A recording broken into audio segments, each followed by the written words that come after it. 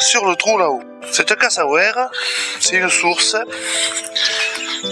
qui coule que de temps en temps. Et cassaware en patois veut dire casse-oreille en français. Ce qui veut dire que quand ça sort, c'est tous les 20 ans, c'est assez rare, mais par contre, ça sort très violemment chaque fois. Le chemin d'accès, très petit, très étroit, sous les buissons. Nous arrivons à la mine de la cassaware.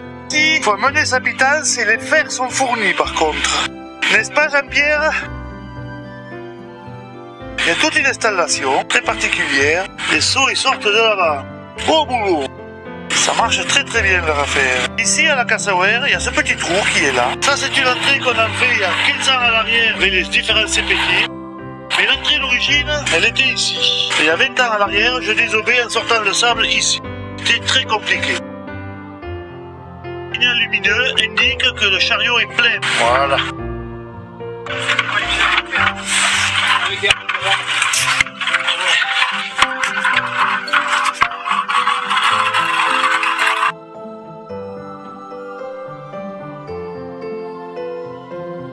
Voilà, donc on met notre bidon. Et Jean-Pierre qui va vider le bidon plein. Et le chariot va repartir de lui-même sans tarder.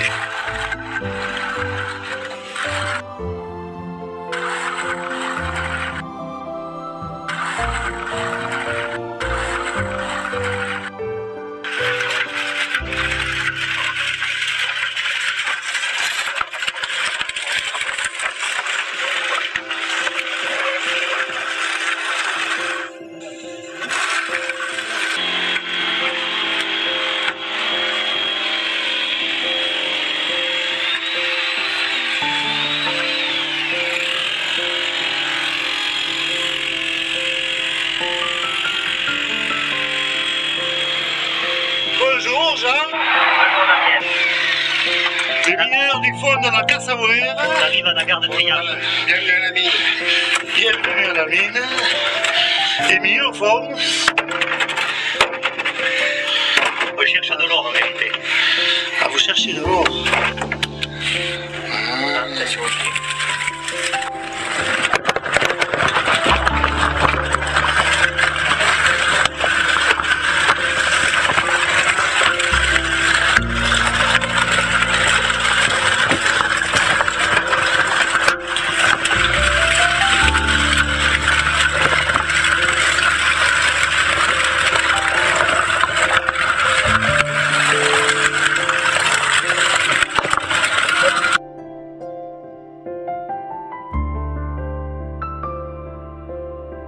Alors, le pile ou face devant nous. Là-bas, à 1,50 m. D'accord. Ah oui, d'accord. Tu passes à droite ou à gauche? Non, non, non, tu passes comme ça ou comme ça. Ouais, et après? Bah après, ça redevient un peu comme ici, et on a deux talus qui nous attendent, de 6 mètres et 7 mètres de sable. À moins que la crue ait tout sorti, les amener là, ou alors de plus loin, au fond, il y en a d'autres qui ont réalimenté. Enfin, sortir le sable, c'est un bonheur. Oui, on ne se salit pas. Ouais, c'est facile, on se fatigue pas. La sarclette comme tout outil, on n'a pas la piochon. On est obligé de ramollir le gravillon, le sable avec un petit perforateur électrique. Les planchers magnétiques. Faire sauter les planchers. Voilà. Sur le sable, on regarde pour la plage. On va mettre les parasols, pouvoir faire venir les filles. Copacabana. Devant le passage dit de pile ou face. Que non pas nécessaire de passer un minimum. Ouais. Ça continue, faut creuser, puis se passer avec le fauteuil roulant. Il vous reste combien d'après la topographie de vos prédécesseurs là? La grotte développe 200 mètres, mais on arrive à un moment, quand on arrive sur la rivière, ça fait un T là. Ouais. Cette branche-là, je sais pas exactement combien elle fait, pour le moment on a fait 30 mètres. Ouais. Développement total de la cavité, 200 mètres. D'accord. Donc on a quelques bidons encore à évacuer. Et les petits jeunes qui étaient passés, ils étaient particulièrement fins quand même. Et voilà, ils étaient jeunes et ils étaient fins. Nous on n'est plus juste fins d'esprit maintenant, c'est tout. Le reste ça a disparu. Et la jeunesse, et la zeltesse. Voilà, là c'est l'extrême fond de la cassaware, l'extrême fond actuel accessible. Après la désobstruction, il y a un moment de casse-croûte, L'équipe de déshomeurs du club de spéléo de Limogne est en train de se reposer.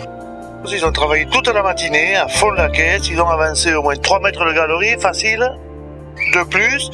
Donc ils arrivent au pile aux faces, ils n'en sont pas très loin. En plus, ce sont des gens très gentils, vous voyez. Ils m'ont payé la soupe, oh qu'ils sont gentils, le pinard. Bon, c'est qu'un verre en plastique, mais bon, c'est déjà pas mal. Donc Jean-Pierre, c'est toi qui as mis au point ce système de rails. Mais tu n'y es pas arrivé au quart de tour, je suppose. Non, j'ai été copié sur la SNCF. Ah bon? C'est-à-dire? Non. Alors, on va faire les choses un peu plus académiquement. Alors, il faut se diriger par là. Ouais, j'arrive. Donc, le trou, il est petit et étroit. Ouais. Et horizontal. Donc, chaque fois qu'on fait ce genre de désobstruction, on a un problème d'évacuation des gravats très rapide. Donc, on a commencé avec l'inévitable bidon de 40 litres. Voilà. Voilà. 20 litres, pas 40 litres. Qu'on tirait sur le sable. Seulement le problème, c'est que ça, d'ailleurs ça se voit, c'est usé là, ça nécessite un effort très douloureux. Voilà. Donc après ça, on a dit, ça serait mieux si on le mettait sur une luge. Et de poser ce bidon sur la luge, ce qui en plus, voilà. Comme ça, la luge est plus glissante que le bidon et permet de fournir un effort moindre. Donc la luge, ça a été bien tant qu'on était sur du sable, mais enfin bon, ça commençait aussi à être un peu pénible. Donc on a dit, l'idéal, c'est les roues. Alors les roues, le problème c'est que sur le sable, ça marche pas. Parfois les roues pètent. Voilà. Donc on a commencé par mettre un premier wagon. Alors ce premier wagon au départ devait être équipé de roues triples, de façon à pouvoir franchir les obstacles, mais bon sur le sable ça ne le faisait pas non plus. Donc on a gardé ce système bâtard. Mais comme ça s'enfonçait sur le sable, on a dit il faut qu'il y ait un socle. Donc on a commencé par mettre du tapis à bulles, c'est-à-dire le tapis qu'on met en plastique avec des alvéoles qu'on met contre les fondations des maisons. Mais ça l'a pas fait, ça n'a pas bien marché. Donc j'ai dit il faut faire des rails. On a réinventé la mine et le Decauville, pour ceux qui connaissent. Donc les rails, vous trouvez des rails à notre époque, ça devient difficile. Donc à part la SNCF. Donc j'ai dit le moins cher, puisqu'il y a toujours un problème de coût, c'est d'acheter du rail placo. Donc le rail placo, les fourrures à plafond, comme on dit, qui sont de 4 cm et demi de large sur 1 cm et demi ou 2 de haut, que l'on prend, que l'on coupe en traverse. Alors on a calculé en fonction, puisqu'on a gardé le même wagon, de l'écartement des roues. Et on a fait des premières travées qu'on a réaboutées avec des traverses tous les 30 cm. Donc, tant qu'on était dans la ligne droite, ça allait bien. Après, il a fallu tourner. Alors pour faire un virage avec des rails plateaux, ils ne vendent pas encore de rails séparés, donc c'était déjà plus difficile. Donc au départ, on a fait donc 2 travées de rails droits, mais au bout d'un moment, on s'est aperçu que c'était plus intéressant de les relier. Donc on a fait un système de virage comme à la SNCF, avec des petites portions qui sont au maximum de la largeur, de la longueur du wagon, et qui ont un très faible degré de courbure. Donc en fait c'est une succession de rails droits à petites sections. Donc ça nous a permis de passer on en est à 3 virages, et arrive le 4e. Mais on s'est aperçu que les wagons à 8 roues posaient un problème parce que les essieux n'étaient pas directifs. Donc on est repassé à un wagon tout bête à 4 roues. Donc le wagon à 4 roues va très bien parce que pendant les virages, c'est nickel. Donc il faut lui donner une forme un peu ovoïde des fois qu'il y a quelque chose qui racle. Mais en général, ça déraille pas trop et très léger. Une ficelle devant, une ficelle derrière.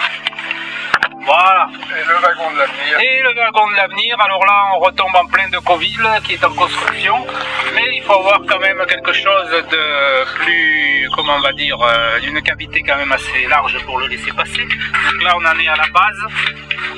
Donc voilà, l'écartement des roues est toujours le même. Et la benne va venir, donc ici, ce qui va permettre de faire arriver les rails directement sur le tas de déblais, de terril, et de basculer la benne directement sans qu'on ait à lever le bidon pour le vider. Voilà, ça c'est la dernière génération en attendant les suivantes.